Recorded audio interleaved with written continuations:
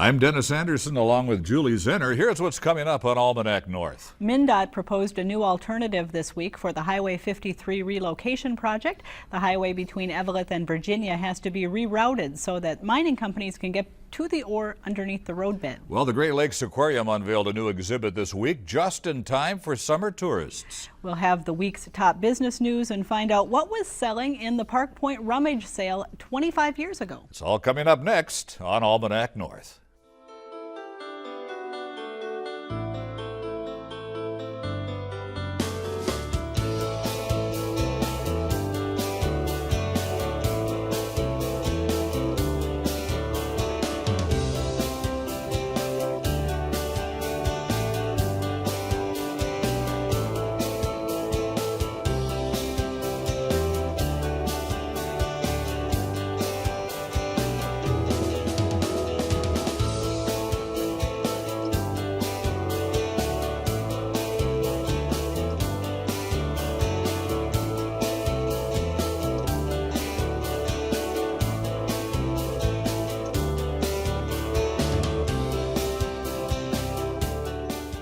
Hello and welcome to Almanac North. Thank you very much for watching. Well, summer finally feels like it's arrived, Julie. It has arrived with a vengeance, and I hope it lasts.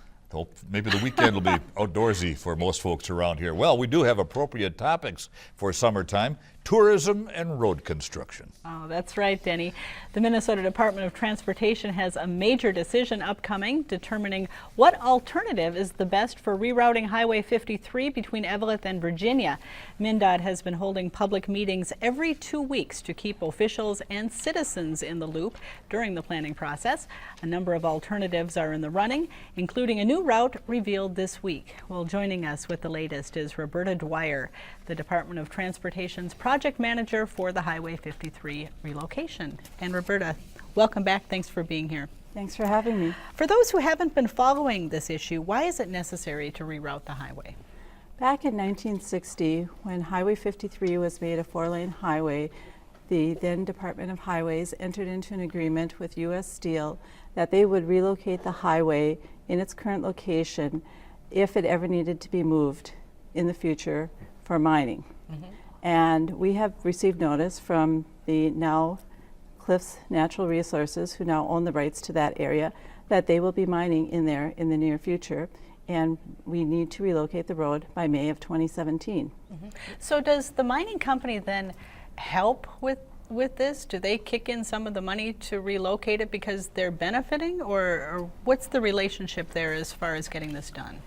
As far as the agreement goes, the cost, if it occurs after 1988, is solely the responsibility of the state of Minnesota. However, Cliffs Natural Resources and the mineral rights owner, RGGS Lands and Minerals, have been great partners in providing assistance in researching the area and possible options. Roberta, what's the timeline? Is there a date when the project absolutely must begin? The new road must be open to traffic by May 5th of 2017. Which requires us, with a 2-year construction season, to construct in 2015 and 2016. Now, there are several options. Maybe we can kind of go through the options a little bit. Sure. One would be a bridge over the Richelieu Pit.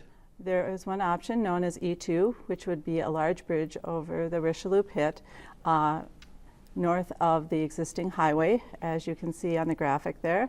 There's also other options in that same area. Are there some advantages as you look at the different options and where you could reroute the highway? Do you see one that's emerging as kind of the preferred option because it has some advantages or fewer issues that you would have to deal with? At this point, there is no preferred option. We are studying all 6 alternatives equally. All of them have very unique issues. Yeah. One of the largest issues is just crossing the body of ore that exists in the Virginia Horn of the formation. Yeah. One of the options, Roberta, would be to, I think it's follow Highway 37 south of Eveleth for a while, and then turn, it'd be to the northwest and skirt the city of Virginia on the west end. That's running into a great deal of opposition from business people, for example.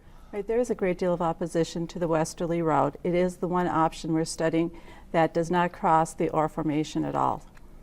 What are you hearing generally from people? I mean, did this kind of come out of the blue for residents, or did they realize that this was a potential all along too? Well, everyone's known about it since 1960, that at some point this could potentially happen. It wasn't until 2010 that we knew the date that it would happen, though. And there's a huge amount of concern on the part of business people and residents and the governments and school districts as to what option will be chosen after the EIS is completed. It does affect their daily life, and it's certainly understandable. Now, I grew up in the city of Virginia, and for those who aren't as old as myself, there were other roads actually that came in from Midway, the city of Eveleth, into Virginia, even Gilbert and the far eastern end. So the current road is not even the newest road. That's correct. Go ahead. There's been a lot of mining in the area, and every time we need to relocate to accommodate the resources in that area, which is a very unusual situation. Is there any option that would allow the highway to stay in its current position, either through the state exercising eminent domain or buying out the rights from the mining companies? Is that something that you see as being even viable? Well, there is one option which we are studying of the 6 that I discussed earlier, and that is the purchase of the mineral rights in that area. But that is a huge dollar figure which we're working on, along with not allowing the mine to expand and not allowing the country to use those resources. Would using eminent domain and then purchasing the mineral rights be more costly than building a roadway someplace? Oh, yes. Okay. And what kind of figure are we talking about in building a bypass? We are looking at a very costly project regardless of the route that is chosen, not only because of the actual construction, but also because of the property and mineral rights that need to be purchased. And we are working on those numbers. This is a very unusual situation because we don't normally buy mineral rights. Are you already starting to make the case for the legislature and maybe even the federal government to kick in some money to help get this done? The legislature has been very much on board. The citizens are very concerned about this and have been contacting their legislators. So they have also been good partners in helping us to identify funding sources. I've heard of $60 million figure. Is that accurate, or? $60 million in state bonds is what was originally set aside for the project. That may or may not be sufficient depending on the final route that is chosen. Okay, so state bonding would pay for whatever alternative is chosen? That is one possibility. Now, we mentioned in the introduction that there was a new option that was brought forward this week, E1. Explain what that one is. E1 is an option that follows existing Highway 53 and then crosses the Richelieu Pit between the existing Highway 53 and the E2 route. It is one that came about with discussions with our partners over the past few weeks. It was initially dismissed because it was so close to the existing mine.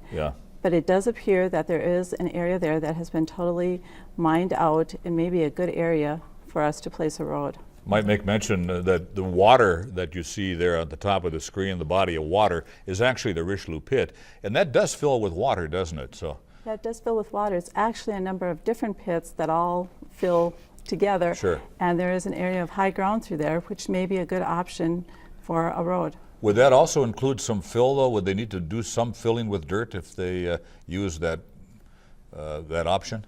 The option of E1 would be almost entirely fill. There's only about 10 feet of water in that area, as opposed to the E2 route where there's about 170 feet of water. It's a deep pit. It's a deep pit. And you mentioned that that might be a good alternative because that area has been largely mined out. With some of the other options, could you potentially face a situation down the road where the mining company again gets up to the point where they want to have that road relocated and you'd have to go through this process again with an updated route? Well, that's what we're trying to avoid, having to move this again in the future, because we don't want our children and grandchildren to be sitting here in 50 years going through the same discussion. And we're also making a major investment in the highway, and we want that to be there for the long term. Why is this such an important route for those range communities? Well, this is really the connection between all the cities. Highway 53 is known as the Falls to the Falls route, Chippewa Falls, Wisconsin to International Falls, Minnesota. It's the route that connects the Quad Cities and actually leads to the Queen City of Virginia. All roads lead to Virginia. Who ultimately makes the decision as to which route will be made available? The actual decision for the preferred alternative will be made by the Commissioner of Transportation, Mr. Zelli. And is there a process that has to take place before that decision actually is made? We need to finish the entire NEPA or EIS process, which is the scoping documents, and we are continuing to work on those, followed by a draft environmental impact statement, public hearings, and then a final environmental impact statement and a federal record of decision. So it's a very lengthy process to get all that done in a short time period. Whatever final decision is made, could that be challenged in the courts and drag it out even more? That's always a possibility, and that's why we're trying to make sure that we do explore all feasible alternatives and all the aspects that need to be examined while we're doing this process. There certainly have been a lot of meetings with people on the range, particularly in the Virginia, Eveleth, Gilbert area. How are the people taking this? What are you hearing up there? A lot of concern about bypassing the communities, a lot of concerns from businesses about how they'll be impacted, should they be looking at relocation, putting plans on hold, and just, what is the future going to hold for them, and a lot of concern. So in addition to the environmental impact statement, does MNDOT have to go through a process of looking at what that impact would be and almost doing an economic impact or a community impact sort of a statement as well? Economic and community impacts are part of the EIS process, along with the engineering costs. In fact, this coming week, we'll be starting meetings on the economic study that is part of the EIS process. So you've got a pretty long timeline ahead of you as far as getting this done. What do you see as the next key steps in moving this forward? Well, we're starting the economic study this week. We hope to have a lot of the initial studies, the traffic, the engineering, the geotechnical, the social, the noise, a lot of that work completed by this fall. Wrap that up into a draft EIS, which will be published in early 2014, and another public hearing, and then hopefully have a preferred alternative selected in approximately a year. And are you confident that all the work can get done and that you'll be able to meet the deadlines that the mines have given you? We certainly hope so. We have a lot of work to do. Yeah.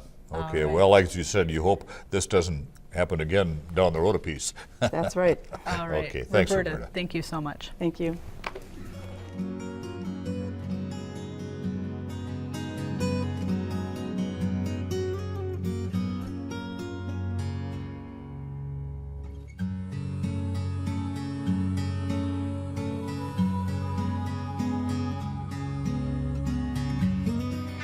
Now, let's dig into our news file archive for a look at what was making news 25 years ago this week. It's a bargain hunter's dream. Rummage sales for as far as the eye can see. You can just keep going from one to the other, and you don't have to spend so much time getting in and out of your car. Driving around town saves a lot of time and money.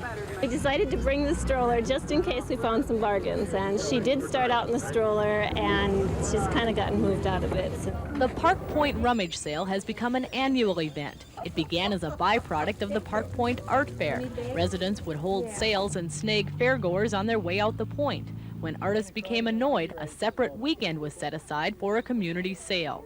Now it's only friendly competition among neighbors. Whenever we have something similar, such as a television set, I ask him what his is selling for so I can mark mine down at least $1 lower than his.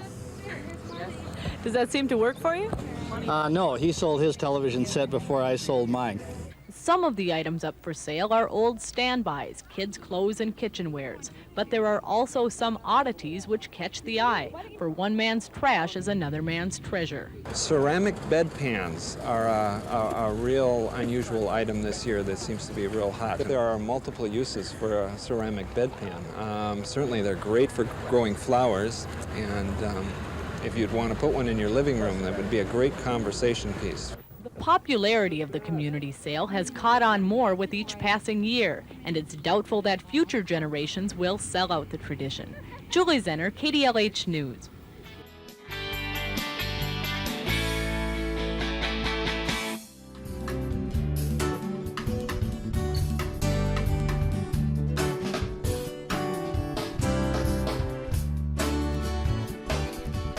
Well, now that warm weather has finally arrived, the summer tourism season is picking up steam. Duluth's Great Lakes Aquarium unveiled a new permanent exhibit this week, just in time to greet summer visitors. Fire, Ice, and the Rise of Life tells the story of the Great Lakes formation and the evolution of life in this unique ecosystem.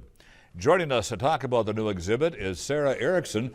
She's the education director at the aquarium. Sarah, thank you very much for being here. Welcome. Thank you. Tell us about this new exhibit that just opened. Sure, we're really excited to unveil this complete redesign of a gallery that has existed since the beginning of the aquarium. Right at the top of the escalator, it tells this story, packs a lot of this huge story into a small space, 4.6 billion years of Earth history in a 5,000 square foot gallery. What are you It's demonstrating exciting. there? Sure, we're trying to tell the story of the formation of our land and waterscape here in the Great Lakes Basin, sort of how we came to our present landscape and waterscape, and then weaving through that the story of the evolution of life as it sort of played out In this in region. the area. Yeah. What are some of the really fun or unique features that are integrated into this that make it enjoyable and something that people want to see as well as educational? Sure, I think one of the most special things about this exhibit is that we're really telling the story in a unique way. This story has been told in lots of different facilities over time, but we've been weaving both interpretive signage and fossils and fossil casts with live animal components. So visitors will be able to see things like chambered nautilus, which have traced their ancestry back to the time when the continent was covered in seas. We have a live coral display, which is really brilliant and interesting to see. A snapping turtle, a huge snapping turtle who's proven to be very engaged and interested in what's going on around his exhibit, and a South American lungfish. So there's lots of live animal components, just animals that maybe folks have not had a chance to see up close before. So how has life developed here since the formation of the Great Lakes? Sure. Well, the basic thing is going from sort of simple single-celled life, even the earliest life, an algae that forms stromatolites. We actually see remnants of that along the Iron Range. Those inland seas really had a huge impact in our region. We think about Virginia and the Iron Range. They're just So the shoreline didn't end at one time where it is now. It was much, much bigger. Right. There have been many variations. Sort of mountains existed where we are now, and then eroded away. And we've seen the continents shifting and turning and moving from close to the equator to where we sit today. So there's been a lot of, I compare it to sort of, if you were rubbing your stomach and patting your head at the same time and while singing, there's a lot happening all at the same time. It's a story about landscape and climate and all played a role. It is. It's a fascinating, really interesting story. We don't have any video of the centerpiece here because Sure. it's encased in glass and it was too hard to shoot. But Sure. the Dunkleosteus. Yeah. The what? Tell us about that. Sure, it's this, the Dunkleosteus is a large armored fish that is one of the early forms of fish life. So we started, as fish were evolving, they started out as cartilaginous, then developed these plates that protected them, made them really fierce predators. We were able to secure a cast of a fossil of a huge fish that would have been the size of a school bus. And just the armored plate really is the remnant that's left behind for the fossil. And this particular fossil was found in Ohio, so around our Great Lakes Basin here. Fossils are hard to come by around the Great Lakes. The glaciers really scraped a lot of it away over time, but it's a really pretty fierce fish with jaws that sharpen themselves, and it's a pretty awesome thing to see. Sarah, you mentioned climate. Are there things that, as you look back over what has happened in this region, that can help predict what could potentially happen in the future with climate? Sure, I think one of the major themes is looking at really adaptation and the fact that the world has changed quite a bit over time. We've had points of huge extinctions throughout the Earth's history where organisms just really couldn't make it in whatever environmental conditions they were living in. I think that there's a huge story to look at how we might be adapting in our own lives to climate change today. And it certainly puts things in perspective when you think about periods of time where over 90% of all life went extinct because of some sort of gradual, and by gradual I mean tens of millions, hundreds of millions of years, that geologic time is such a Lake different Superior is still scope. big. It's 1,000 feet deep or so in its deepest spot. Do you suspect there are still odd fossils down there that we would be surprised if we saw them? I think Lake Superior is not a particularly great depositional environment. The deposition of sediment in the lake happens at a very, very, very slow rate. And so I guess you can never say never, right? But as far as Lake Superior's depths go, we see evidence of glacial activity along the bottom. We can measure microscopic life in the sediment at the bottom. Those are all things that people, even scientists in our region, are studying pretty Fascinating intensely. stuff, It isn't it? really is, yes. Well, one thing that people might be surprised to learn is that this latest exhibit was designed by the local aquarium staff. You know, you didn't have a lot of big time designers coming in. You've been taking over quite a bit of that in-house lately, and how's that working? We have. It's really a great time. Our staff really enjoys coming together. It's a full facility across departments process. We work really closely, our educators work really closely with our animal care staff to make sure we weave the story and the animals together. We work with many local artisans as well. We have muralists and contractors and folks that come in to help us, graphic designers, to kind of use their skills to really polish our story. And it's been really fantastic to be doing these things in-house. A lot of folks here like to collect Lake Superior agates. Do we learn anything from Lake Superior rocks? Oh, absolutely. There is a case in the exhibit that features some of the most common rocks that you'd find around our shores. I know a lot of folks in our region, like you said, like to go down to the water's edge and see what they find. And it definitely tells us, most of what we see at the water's edge right now tells us about the fire part of our region's history, that volcanic bedrock that we see along those beautiful cliffs and shores of the lake. What are some of the other new things that are happening at the aquarium right now or that you have planned? Sure, the summer is going to be a really busy one for us. We have lots of educational programming happening, from preschool age programs to summer camps, giving students a real inside view of how the aquarium works, giving some hands-on animal care experience for grade school kids. We also have in the works some big things for the next year. We're the really grateful recipients of some legacy funding that we're going to be using to tell the story of what happens after the ship goes down in a new exhibit next summer called Shipwrecks Alive. So we're looking forward to that. Working with obviously our local tourism community to offer great deals for visitors to the region and folks in town through things like the must-see Duluth Pass. It's going to be a busy season. Looking ahead to next year, You're probably just finishing up your field trip season from schools. Yes. Where are they coming from? Where do the school kids come from? Sure, we see students. They're not just Duluthians. No, we see a lot of students from Duluth, which is fantastic. We work really closely with schools and teachers to make sure that we're integrating their experience at the aquarium with what's going on in the classroom, and that's really exciting for us. But we see students from all over Minnesota. We have students from western Minnesota. We see kids from East Grand Forks. We see kids from International Falls, even all the way up into Thunder Bay, Michigan, the range, the cities. Now you have distance learning, too. You have a do. dist learning lab, and you're expanding your classrooms. We are. Talk about that, because there's some fundraising going on. There is, yes, always fundraising for educational programming. We have gotten some local support and some state support for our video conference program, which launched this spring and will continue this fall. And that's been great to be able to showcase Lake Superior education anywhere that you can connect, basically, with this video conference program.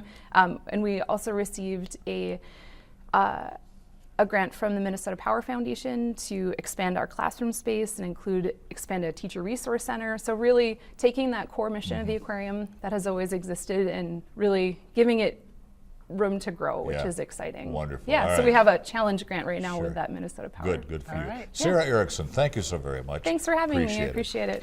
Take care.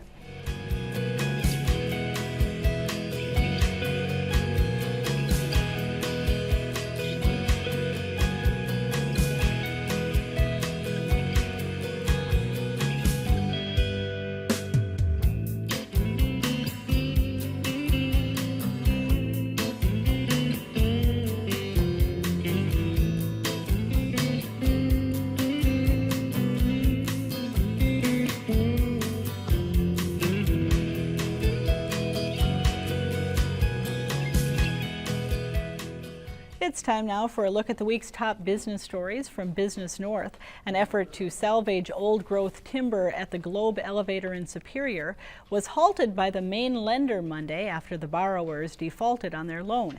The CEO of Wisconsin Woodchuck said Superior Choice Credit Union locked up the 1880s-era wooden elevators and prevented further access. The firm's financial struggles were featured on the reality television program Axemen. The nationwide publicity ultimately was not enough to jumpstart sufficient revenue to make payments on its $847,000 debt. 3 other lenders hold secondary positions on the company's assets: the Entrepreneur Fund, Northland Foundation, and Northwest Wisconsin Business Development Corporation. Northland College in Ashland is adding a highly respected businessman to its board of trustees. Joining the board will be John H. Chappell, who in 2005 negotiated the multi-billion-dollar sale of Nextel to Sprint. Chappell founded and chaired Nextel. He has close ties to Ashland. His father graduated from Northland College in 1955 and served as class president, and his grandfather was employed at the Ashland Daily Press. A Roseville firm was named construction manager for the 15-story 425 building and parking ramp to be built at the site of the old KDLH TV building on Superior Street in downtown Duluth. McGuff Construction will work with interior design firm HGA, headquartered in Minneapolis, in partnership with DSGW Architects, headquartered in Duluth. McGuff's most recent local project was a 40,000 square foot expansion of the Science Center at the College of St. Scholastica. The 425 project is slated to begin this fall and scheduled for completion in 2015. For more on these and other stories, visit businessnorth.com.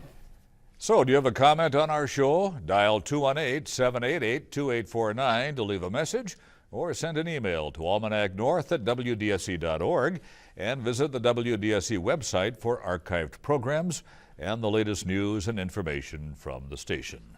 Summer weekends can be busy. Plenty of activities around the region. Plenty of activities, and with 2 graduates in my family, lots of grad parties to go to. That's the season as well, isn't it? It is All indeed. right. So for Julie and the crew at Almanac North, I'm Dennis Anderson. Have a great weekend. Good night, everybody, and be kind.